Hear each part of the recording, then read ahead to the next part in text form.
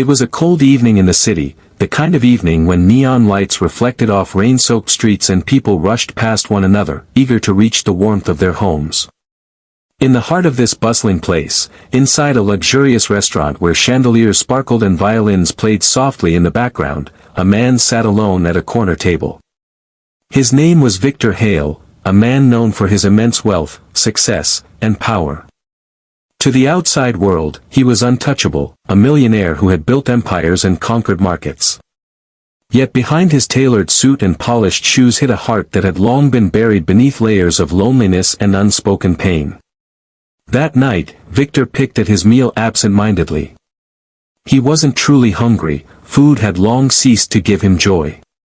To him, eating at such places was a routine, another act of keeping up appearances in a life filled with empty routines. But as he prepared to leave, something unexpected happened. Just as he rose from his chair, he felt a timid tug at his sleeve. He turned sharply, ready to dismiss whoever it was, but what he saw froze him in place. A young girl, no older than 11, stood there in a tattered coat far too thin for the season. Her hair was messy, her cheeks red from the biting cold, and her shoes were nearly worn through. She looked up at him with eyes so deep, so full of quiet desperation, that they seemed to pierce through the armor of his wealth and status. And then, in a trembling voice that was barely louder than a whisper, she asked, "May I have your leftovers, sir?" Friends, before I continue, let me pause right here.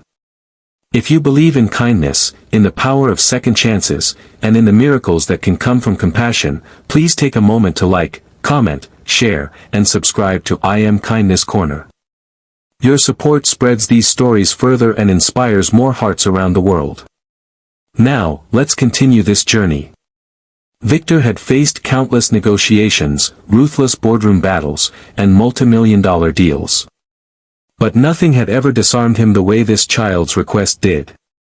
Her words weren't a plea for luxury, not even for money, just leftovers, the scraps of a meal he hadn't even enjoyed. For a moment, he simply stared at her, unsure of how to respond. Then, instinctively, he pushed the plate toward her. But the waiter, seeing the scene, rushed forward to shoo her away, embarrassed at the interruption of the restaurant's elegance. Yet Victor raised his hand, stopping him. Something inside him stirred, a voice he hadn't heard in years. He told the waiter it was fine, and gently invited the girl to sit at his table. Hesitantly, she slid into the chair across from him. She didn't eat greedily, as one might expect, but slowly, carefully, almost reverently, as though every bite was a treasure. Watching her, Victor felt a lump rise in his throat. This child, who should have been laughing with friends or playing in a warm home, was sitting here battling hunger with scraps of food. He asked her name. She looked up and whispered, "Anna."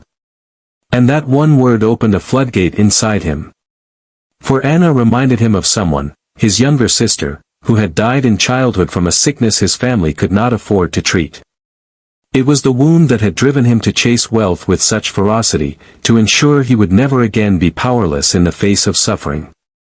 Yet in the process, he had forgotten the very essence of why he worked so hard in the first place, to protect, to nurture, to give hope. Victor couldn't bring himself to let Anna walk back into the cold after finishing her meal. He called for the manager, paid his bill, and then offered to walk her home. But when she hesitated and lowered her eyes, he understood, there was no home. She finally admitted that her mother was gone, her father was a shadow she barely remembered, and she had been living on the streets, surviving on what little kindness strangers spared her. The night stretched on as Victor listened to Anna's quiet stories, the nights she had curled up on cardboard to sleep, the times she had gone 2 days without food, the dangers she avoided simply by keeping to crowded places.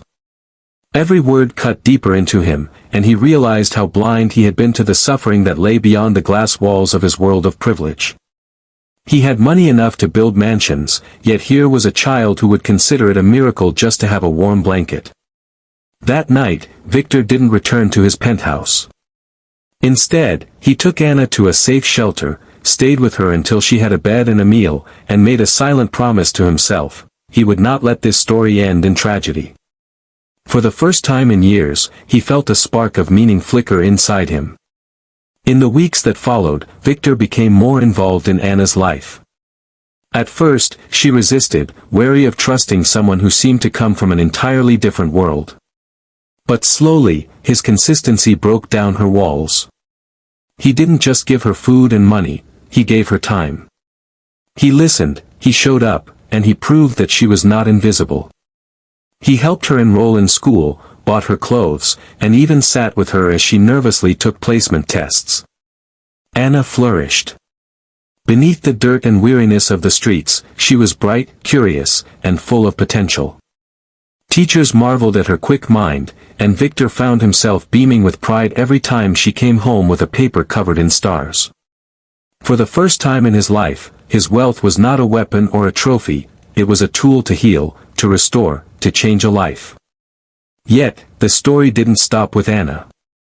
Inspired by her resilience, Victor began to see the hidden struggles all around him. He noticed the homeless man outside his office who had been ignored for years, the struggling single mother in the corner cafe, the old woman selling flowers by the subway. And one by one, he began to extend his hand. Not with grand gestures that made headlines, but with quiet, consistent kindness that changed lives silently. But Anna remained the heart of his transformation. One evening, months later, she looked at him with tears in her eyes and said, "You didn't just give me food. You gave me back my life." That night, Victor wept, not from sorrow, but from a release of all the loneliness and emptiness he had carried for years. In helping her, he had rediscovered himself. Friends, if this story has touched your heart so far, I ask you once more, please like, share, comment, and subscribe to I Am Kindness Corner. Every small act of engagement helps spread these stories of hope and reminds the world that compassion still exists. And if this story made you feel something, I'd love for you to comment with one word, hope. Let's fill the comments with hope today. Years passed, and Anna grew into a remarkable young woman. With Victor's guidance and her own determination, she graduated with honors and pursued her dream of becoming a social worker. Her mission? To help children who had faced the very hardships she once endured. At her graduation ceremony, she stood before hundreds of people and dedicated her success to the man who had once given her his leftovers. She said, "He looked into my eyes when the world looked away, and because of that, I learned to believe in miracles again." Victor, sitting in the audience with tears streaming down his face, realized something profound. He had spent his life chasing wealth to fill a void, but the true richness he found was in giving, in seeing another life bloom because of kindness. He was no longer just a millionaire, he was a man who had made a difference. And that is the miracle that happened when one simple question broke through the walls of a hardened heart. "May I have your leftovers, sir?" became the spark that lit a fire of compassion, proving that sometimes the smallest requests lead to the most extraordinary transformations. So, dear friends, if this story touched your heart, please don't just click away. Like this video, share it with someone who needs to hear it, and subscribe to I Am Kindness Corner so that more stories like this can continue to inspire. And before you go, I have one special request. Please comment below with what this story made you feel, whether it's hope, gratitude, love, or even tears. Your words matter, and together, we can keep kindness alive in this world. Because in the end, it isn't the millions in the bank that define a person's wealth, it's the millions of moments where we choose to be kind.